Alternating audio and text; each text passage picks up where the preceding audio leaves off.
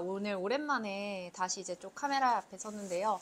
2026년도가 돼서 이제 영어 공부를 계획하고 계신 분들에게 좀 도움이 되고자 이제 영상을 올리게 되었습니다.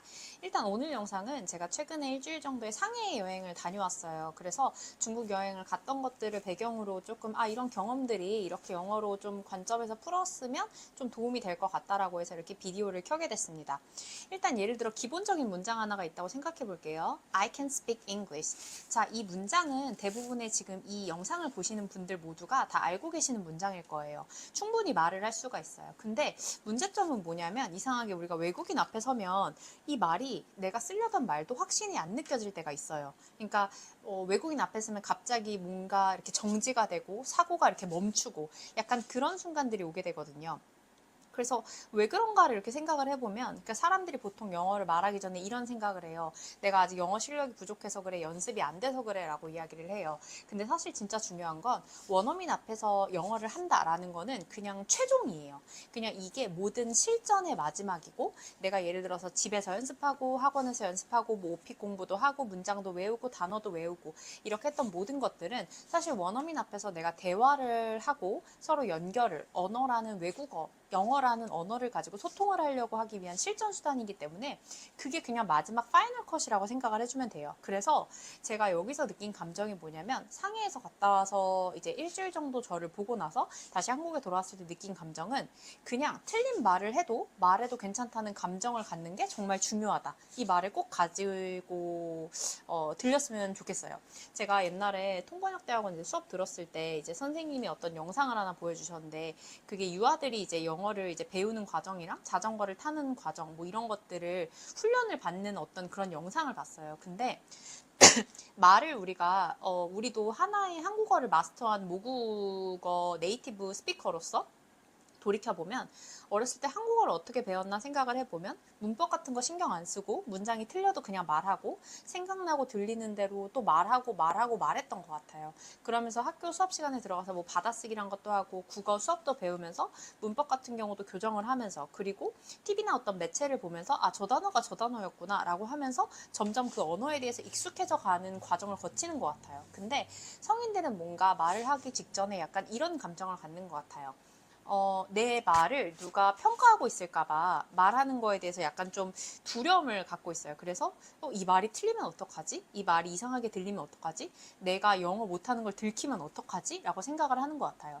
근데 언어라는 걸 제가 보면, 한국어도 예를 들어 제가 만약에 영국에서 1년 정도를 만약에 살다 와서 한국어를 한마디도 못하는 상황에 이제 놓여지게 되면 제 한국어 실력은 정말 퇴화가 돼서, 뭐 예를 들어서 뭐 유럽 평가 기준 그 레벨로 A1에서 C2라는 레벨을 봤을 때 한 A1에서 뭐 A2, 뭐 1, 2단계 정도로까지 내려갈 수 있겠다라는 생각이 들어요. 물론 모국어이기 때문에 다시 또 듣고 뭐 익히고 하면 금방 수준이 원래대로 돌아오겠지만, 어쨌든 언어라는 거는 안 쓰게 되면 그런 과정을 거친다는 생각이 들었거든요. 그래서 그냥 우리가 영어를 못하는 게 아니라 말을 멈추는 어떤 사고 구조 자체를 없애자, 이게 좀 더 중요하다는 생각이 들었어요. 첫 번째로 가장 중요한 건 사실 환경 설정이었던 것 같아요. 제가 상해를 갔을 때 일주일 동안 쓸 수 있는 언어 선택지가 중국어랑 영어밖에 없었어요. 근데 제가 중국어를 못하니까 당연히 영어 실력이 늘게 되죠.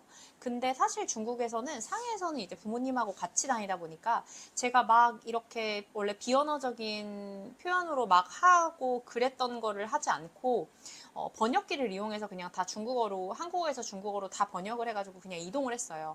뭐 택시에서건 아니면 여행지에서건 뭐 레스토랑에서건 모두 다 그렇게 진행하다 보니까 사실 전혀 문제가 없었고, 이동을 하는데도 전부 다 택시로 이동하다 보니까 딱히 커뮤니케이션이라는 게 필요는 없었거든요. 근데 관광지 실제 직접 가가지고 했을 때 뭐 음식 주문할 때나 레스토랑 그럴 때는 모두 다 영어로 하다 보니까 그때 쓸 수 있는 언어가 영어밖에 없어서 어쨌든 영어 실력이 항상 갔다 오면 느끼는 건데, 그 전보다 어쨌든 답답함을 해소하려고 조금씩 느는 거, 그런 것들은 좀 있더라고요.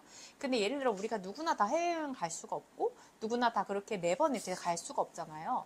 그랬을 때 가장 좋은 방법은 챗GPT랑 영어 회화로 간단하게라도 말을 해보는 게 중요한 것 같아요. 어떤 일정 수준의 레벨 이상이 되면 사실 GPT에 의존하기보다 진짜 실생활에서 원어민이 쓰고 정말 리얼로 듣는 그 대화의 맥락을 원해서 사실 뭐 북클럽이라든지 아니면 차라리 뭐 화상영어라든지 이제 그런 딥한 주제로 넘어가는 걸 좀 좋아하는데요.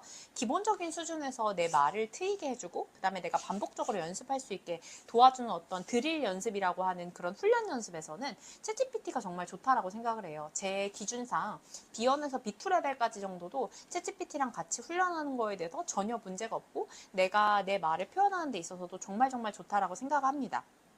그래서 뭔가 내가 말을 해도 안전하다고 느끼는 환경, 성인들은 이게 좀 정말 필요한 것 같고요. 그리고 이 영어 자체를 사실 이제 뭐라고 해야 되죠? 어쨌든 도구라는 측면에서 우리가 이제 보면 좋을 것 같고, 그래서 제가 이제 말문이 막혔을 때 당장 바로바로 쓸 수 있는 어떤 20문장 정도를 블로그에 이제 정리를 했어요. 그래서 이제 캡션에 달아둘 예정이고, 그걸 한 번씩 보고 나서 내가 어떤 말문이 막혔을 때 할 수 있는 말들, 기본적으로 이런 말들을 하면서 영어적인 사고를 할 수 있는 것들, 그런 것들을 하면서 내가 영어적인 말을 좀 튀어야겠다. 약간 이렇게 되는 거, 그런 것들에 대한 문장들이 있다 보니까 그 문장들을 일단 뱉고 그 다음에 또 내 의견을 얘기를 하고 그 의견을 부연 설명해 줄 수 있는 뭐 이유라든지 구체적인 예시들 이런 것들을 하면서 어떤 하나의 패러그래프를 만들고 그 패러그래프를 연결해서 또 두 번째 패러그래프를 만들고 하면 뭐 어쨌든 하나의 에세이처럼 이렇게 글이 나오잖아요. 그래서 사실 모든 시작은 되게 작게 하고 그걸 붙이고 연결해서 암기까지 하는 전체 과정을 거치면 돼요. 물론 이 과정이 굉장히 지루하고 쉽진 않겠지만 그래도 제 주변에 성인이 돼서 대부분 영어를 잘한다라고 하시는 분들은 그냥 좀 상식을 벗어난 수준으로 공부를 한 것 같아요. 그래서 어쨌든 처음부터 그렇게 할 수는 없겠지만 양자체를 늘린다라는 가정하에 우리가 이렇게 조금씩 해보면 좋을 것 같다는 생각이 듭니다. 그래서 어쨌든 새해 첫 영상은 이렇게 진행을 하고요. 제가 좀 이제 주기적으로 영어 관련된 내용들을 계속 업로드해서 저도 이 채널을 반드시 키우고 또 영어 관련된 브랜딩도 저도 한번 힘내서 해보겠습니다. 다들 2026년 화이팅 하세요.